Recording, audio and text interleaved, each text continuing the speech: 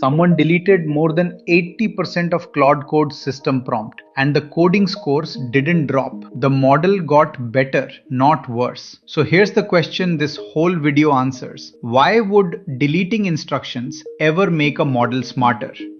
That prompt was supposed to be load-bearing. Every line looked essential. Then it got gutted for the newest generation of models, and performance held.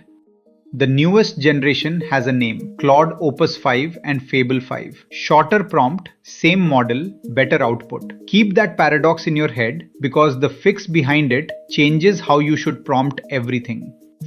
First, let's define the game. Everything you feed a model is context engineering. Your system prompt, your skills, your claude.md file, memory, and every tool definition. That's the full stack.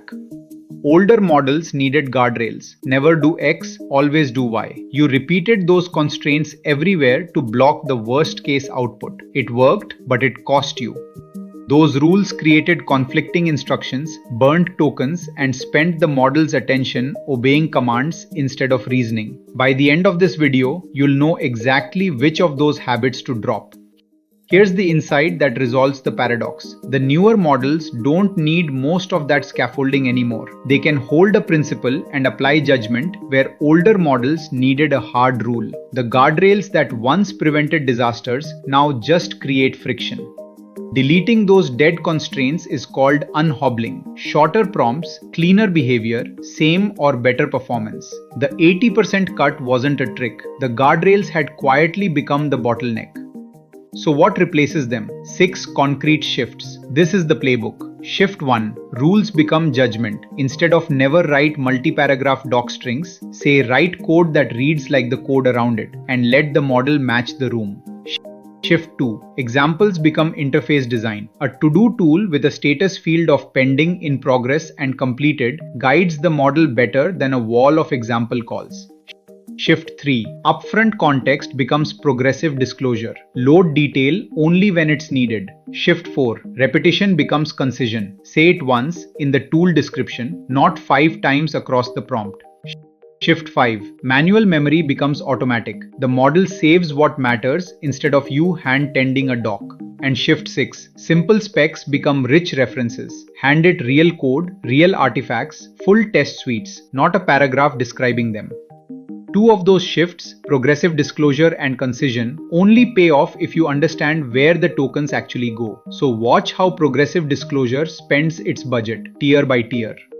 A skills metadata costs about 100 tokens at startup, just enough for the model to know it exists. The body, up to roughly 5,000 tokens, only loads when the skill is actually relevant. Referenced files sit one level deeper, opened only when needed, and deferred loading tools let an agent reach thousands of tools while spending almost no context until the moment of use. So structure your own context in 4 layers. System prompt for the world the agent lives in. Claude.md for the non-obvious gotchas. Skills for on-demand guides. References for the high-fidelity truth. Now cash it in on your own work. The models got unhobbled, but most context engineering hasn't caught up yet, and yours probably hasn't either. All those old rules are still sitting in your prompts, quietly slowing the model down.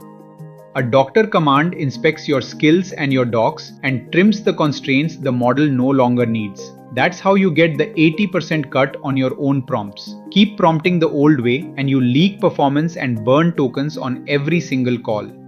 So that's the paradox result. The Claude 5 generation was unhobbled and your job flipped from writing rules to trusting judgment, disclosing progressively, and handing over rich references. Trust judgment over rules, say it once, and feed it references, not descriptions. If this reframed how you write prompts, like and subscribe because the next one goes deep on building a skill that stays lean.